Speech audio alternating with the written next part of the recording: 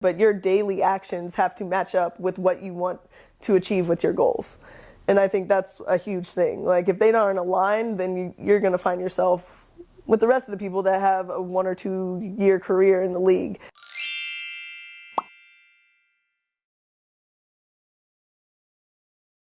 What's up, y'all? Welcome back to Check Up, the show where you get to know your favorite WNBA players. And today I have on the point guard for the Phoenix Mercury, WNBA champion, Briann January. Hey, y'all. How you feeling, homie? Oh, you know, maxing relaxing on this big couch. I'm feeling good. How's your body feeling? How's everything? Feeling good? great, honestly. Yeah. I mean, my body feels better than it has in a very long time. I mean, I can tell because honestly, on the court, you've been looking pretty good. I've been moving. I mean, you've been looking alright, dog. Like, you know, I gotta keep up with these young bucks. They come in here thinking they all bouncy. I'm like, no, I got something for you. So I wanted to start off talking about coaching for you. You just left ASU, yes, and finished up coaching there. How was that for you? Obviously, that's a bit of a transition from you playing overseas every offseason to going and coaching. What was that experience like for you? It was honestly a phenomenal experience, and be able to go back to my alma mater and be able to coach there and help our team. You know, I couldn't have asked for a better experience. And learning from our staff, learning from our kids, you know, it was just a great all-around experience. But it was tough. I mean, when you have coaching and you have playing professionally, you have two very demanding careers. You know, it's not just a part-time job and a part-time job. Those are two full-time careers. And for me, you know, if I want to be great. If I'm gonna do anything, for me, I want to try and be the best that I can be. And you know, it's hard splitting time. Like I was either, I don't even want to go down all of the list of things I was doing with coaching, but like, I was either coaching or in the gym or sleeping. Like, you know, it was a lot. It has to be like a whole lot of work to try to like maintain your body at that high level playing at the WNBA, and then also being a coach, which I know the assistant coaches that I know have basically like kept me from wanting to be an assistant coach because it's so much work. Oh yeah. You're competing at the highest level on both ends, and like you said, like the assistant coaches are there for the kids. You know, like they're the people that are taking care of them, and you know, are on top of a lot of the recruiting, a lot of the traveling to recruit, a lot of, you know, just the day-to-day things, checking in with your kids, making sure they're okay academically, basketball wise, you know, physically. You know, we're on top of all of it, and it is a lot. And you know, also taking care of your body. But if you're passionate about it, and I'm super passionate about coaching, super passionate about basketball, and in coaching, it did allow me, it was kind of a forced break for my body, which was necessary at the time, you know. And as I get older, I realize there's so much value in just letting your body shut down and recover. You know, you're putting it through so much, you know, so much, like you're physically beating your body up, like, and it's been how many years now. I needed that time to just stop. And so it helped my body out, being able to coach. So you're coaching, you've been a player. What was it like going back into that atmosphere as that different perspective? Like, what did you think were like the differences from when you were in college going through it to being on the other side, being a coach and looking down at these players that you used to be in their position? First of all, I wanted to apologize to all my coaches for being a little shithead when I was in college. I was like, oh my goodness. Like the littlest things they did, but that gave me like headaches. And I was like, oh shit, that was me. That was me. I did this, I did that. I was the one doing this. Like, and I just wanted to apologize because I was just like, oh man, if they only knew, like, I mean, yeah.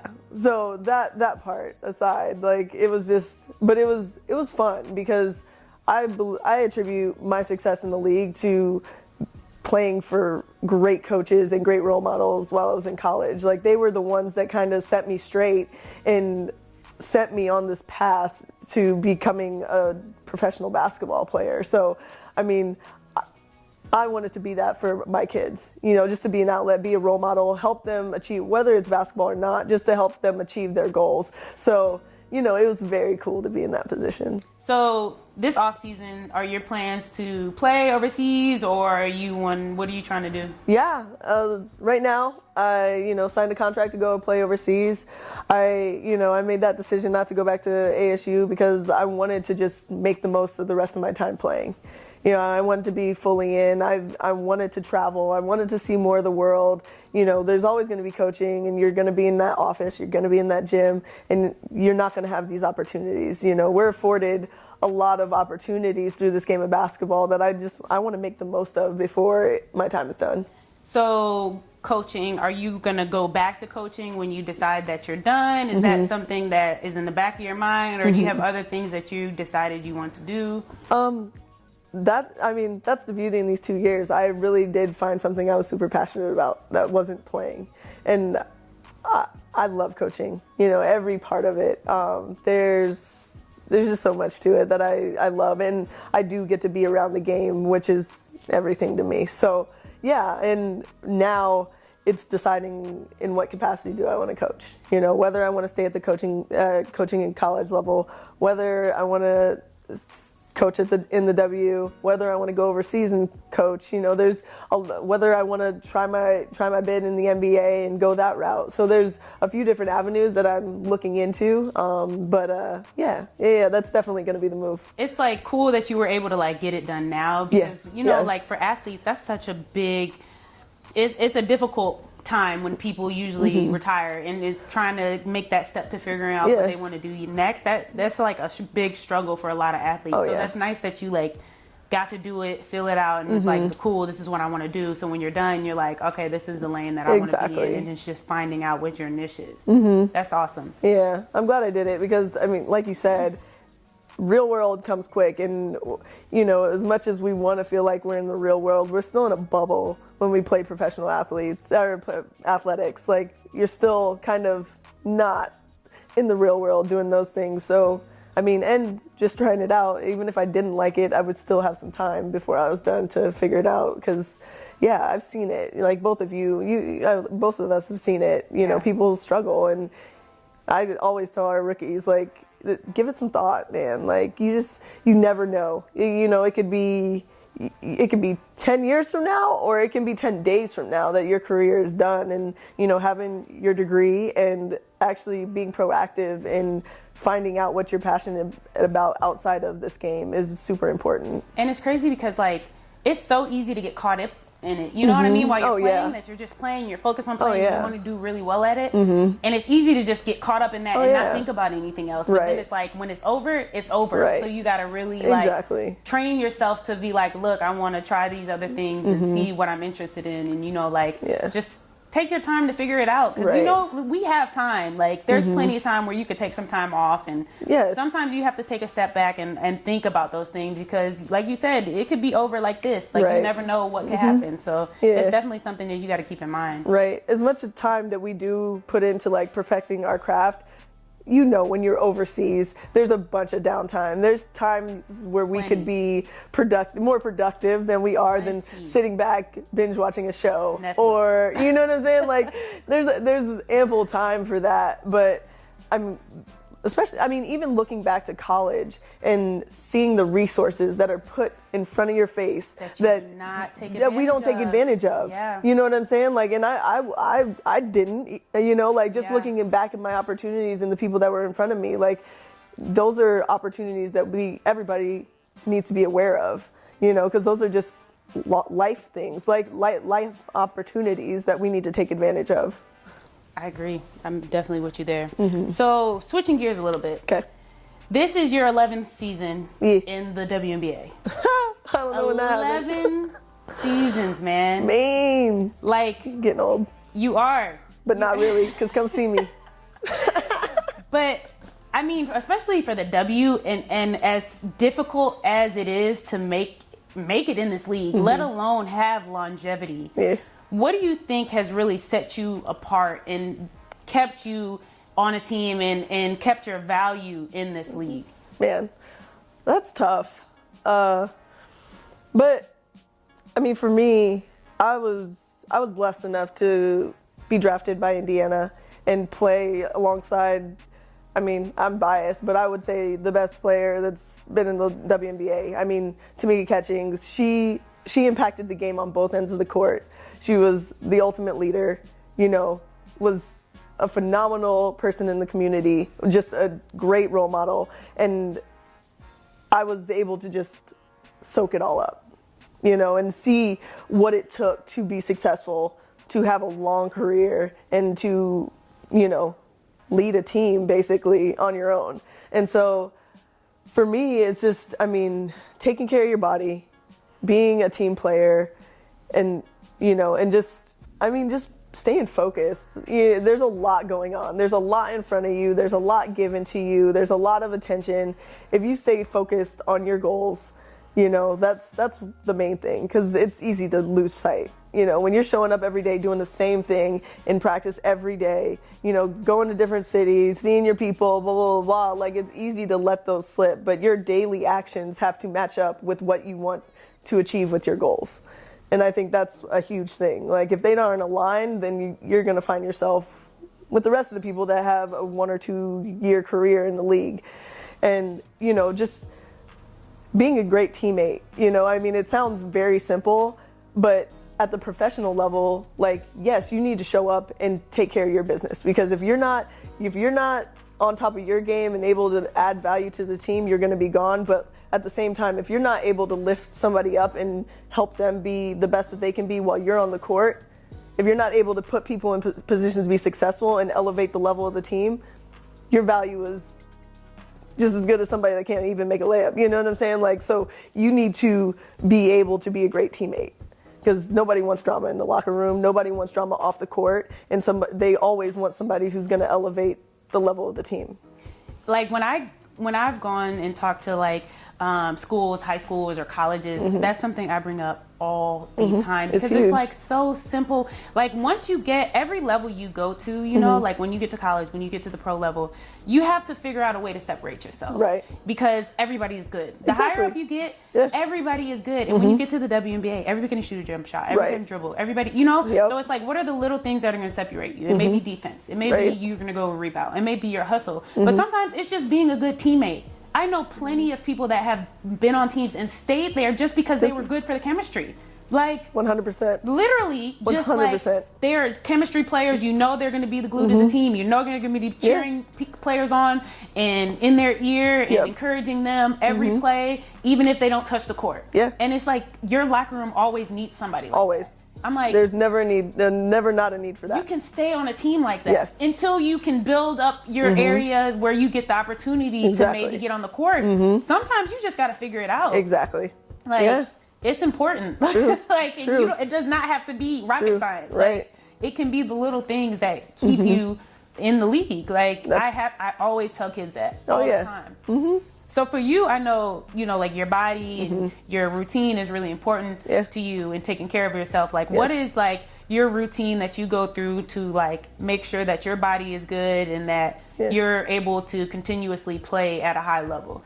Well, the two things that are super important, and anybody that's had a surgery or had to go through rehab, is just mobility and strength.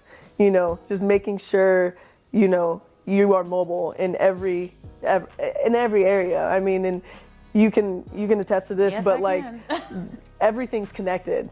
You know what I'm saying? Like your tightness in your back could be attributed to the tightness in your hamstring, which is pulling on your knee, which is, you know what I'm saying? Like it's all a chain, and you have to make sure where you're mobile, you're supposed to be mobile, where you're stable, you need to be stable, and where those supporting muscles are strong. So just for me, that's been huge. I know, when I'm feeling my best is when all of those things are taken care of. And for me, it's a daily thing. And I can tell when I'm not on top of it. And so, I've gone away from that because I know I need to take care of it. But like every day I have my pre-practice routine. I have my pre-game routine, which is, a series of stretches, which is a series of activation, and that's what I got to do. And, it helps me feel my best while I'm out there. And it's like, that consistency is what's necessary because like, especially as you get older, what you weren't doing when you were younger, it starts to all build up and tighten up. And then it's even harder to get out of those phases if you do have an issue. And it's like, because you've been doing this for so long, your body is just naturally doing it wrong now. Right. And it's tearing up everything else. Oh, yeah. Like, it's crazy how much all of this stuff is connected. Like, I work with a PT still, like, weekly. And, I had hip surgery on my hips. And I went to him, and, like, he...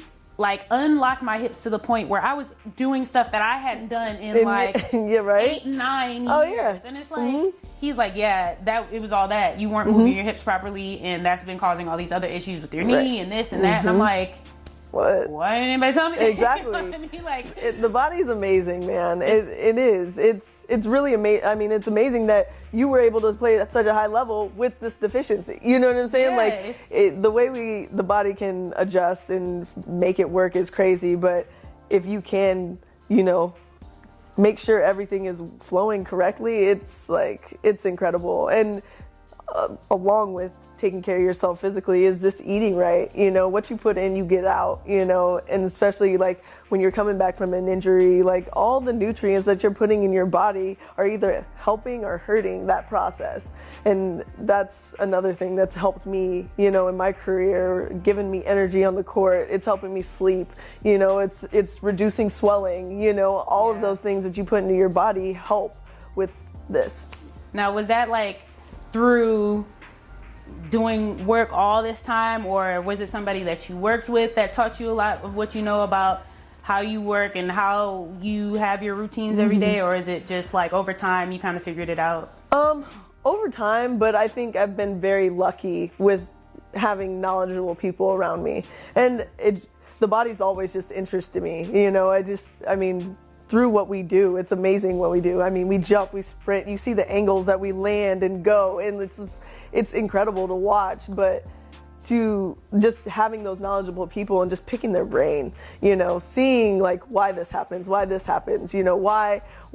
am I like not as explosive going to the left, to the right, like all of these things. I've just utilized the resources that have been around me and just kind of tailor make what works for my body, because what works for my body isn't going to work for you, and so I've had to, through trial and error, just put together pieces that work for me. And and some of that was in the beginning stages, watching older players and seeing how they prepare and how they get themselves ready, and then understanding why when I see them out there and they're running and I'm like, oh shit, okay, I'm not warm yet, I'm younger than you, I should be able to hop out here, but so it's just figuring it out and just putting the time into doing it. So you've played 11 years. 8 of those years you were in Indiana. Yeah. And then 9, sorry. Yeah, this is my second year in Phoenix. 9 of those years you were in Indiana, went to Phoenix. What was that like, leaving the team that you would have been with your entire career? Yikes.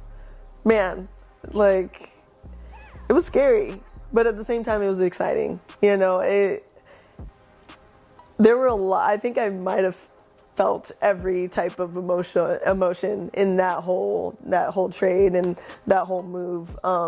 Indy's my home, always will be, and it was tough to leave that, but at the same time I feel like I went full circle with them.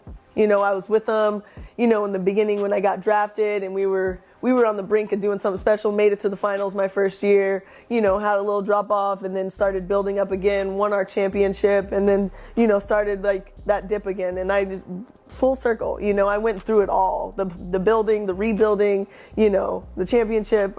So it was kind of time, I felt like it was time to just take that new step and try something different and, make my move. But I got placed in a pretty awesome organization. I mean, the Phoenix Mercury organization is phenomenal, and I think I'm on a team full of amazing basketball players, which makes my job as a point guard a lot easier when you have all these threats around you. So it's been a nice transition, and we are a very veteran team, which is very different than what I've experienced in Indiana. We have 4 babies on the team. Yeah. People have full families. I think we have 7 people over the age of 30 on our team. So over half of our team is over 30 and been there, done that. Yeah. So it's a different energy, but it's a lot of successful basketball on one team, and so it's fun.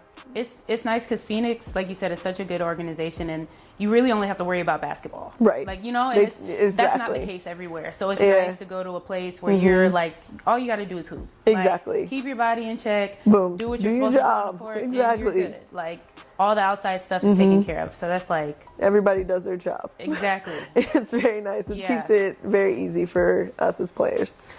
All right. So I end every segment Let me sit with up for 5 questions. All right. Okay? Are you ready for your 5 questions? Yeah.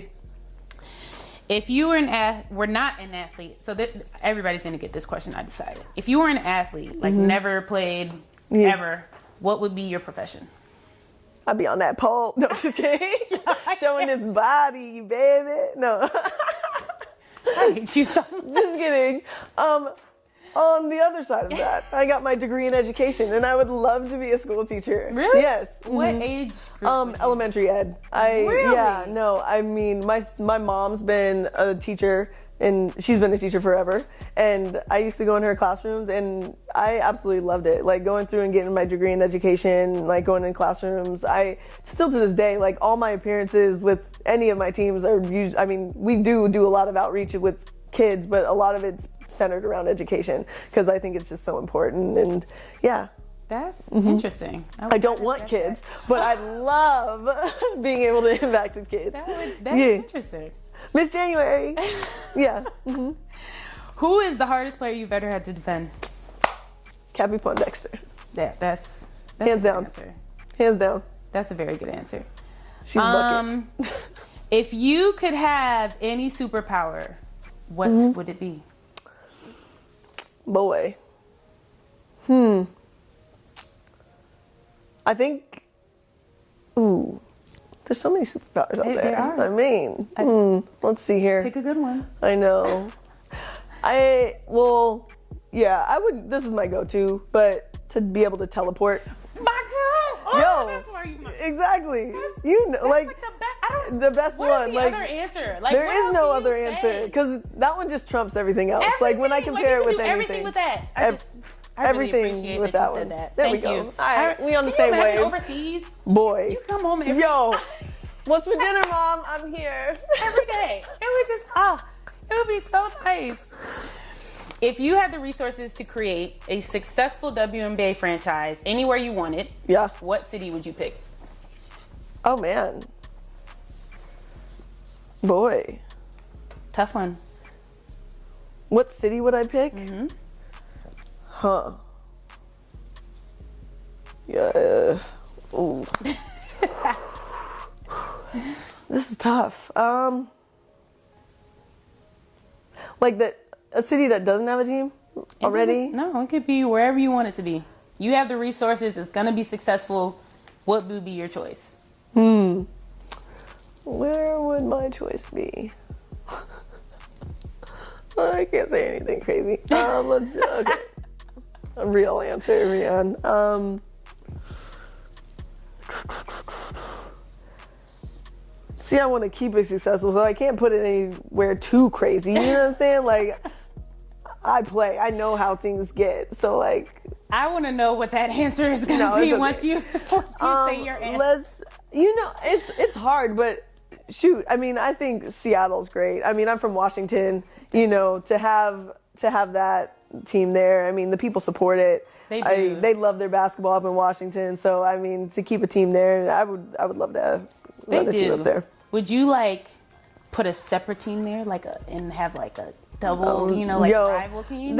I mean, you could, but at the same time, if I had to compete with this, like building a franchise that was going to rival the Storm, they have such a following. Yeah, they do. You know what I'm saying? I think they pulled in take away. everybody from that area, so it would be tough. But if I had the resources, we might be able to make something happen. That would actually be kind of fun, like with LA, they have their little situation. That would be kind of cool, actually. But I do think that like a Portland needs a team. I mean, I'm from the Northwest, so these are all going to be my answers. But Portland, have another, bring a team back to Portland. I think that would be cool. I think they're ready. I like that too. That would be fun. Yeah. I wouldn't mind going to Portland. Right? To be honest, that would be cool. All right, last question. If you could be friends with any public... Oh my goodness. What? If I could be... Oh.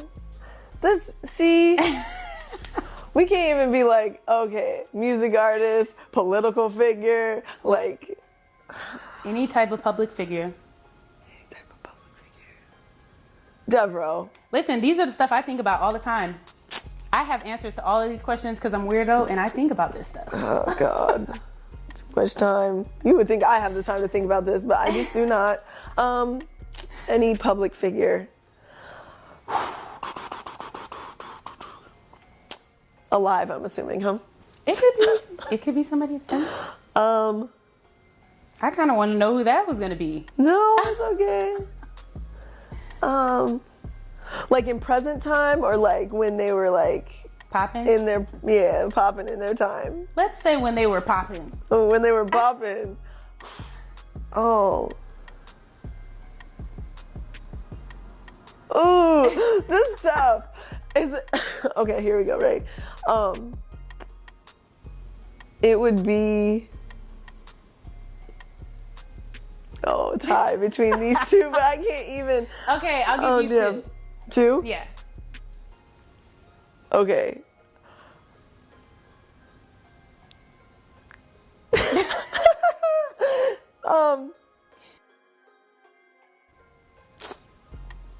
Okay, I'll put the fluff one out first. So Janet Jackson. I love her. Great answer. I love me some Janet. Excellent answer. Love me some Janet. I was, at that concert, that fangirl, I would have jumped up on stage. Yep. You know, if I wouldn't have got arrested or something, I'm that fan. And then my second one would be,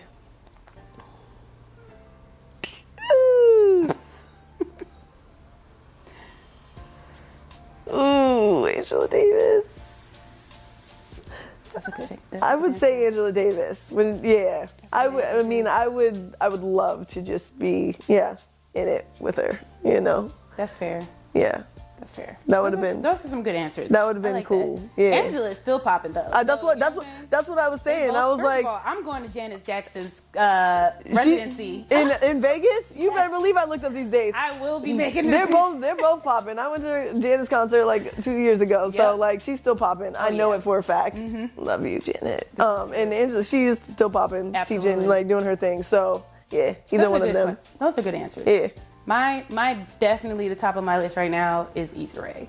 Oh, I'm really just trying to get invited to her yacht party. That is one of my goals for 2019. Okay. So, you know, I'm working towards it. You know? I'm trying to make it happen. Do that. And then plus then you one. could be the plus. Exactly. Right. All right. Bet. All right. Bet. Yeah. Well, thank you for coming on with me, homie. I appreciate you. Best of luck this season. Yes. And keep killing it. And thank you guys for joining in with another checkup. And I will see you guys next week.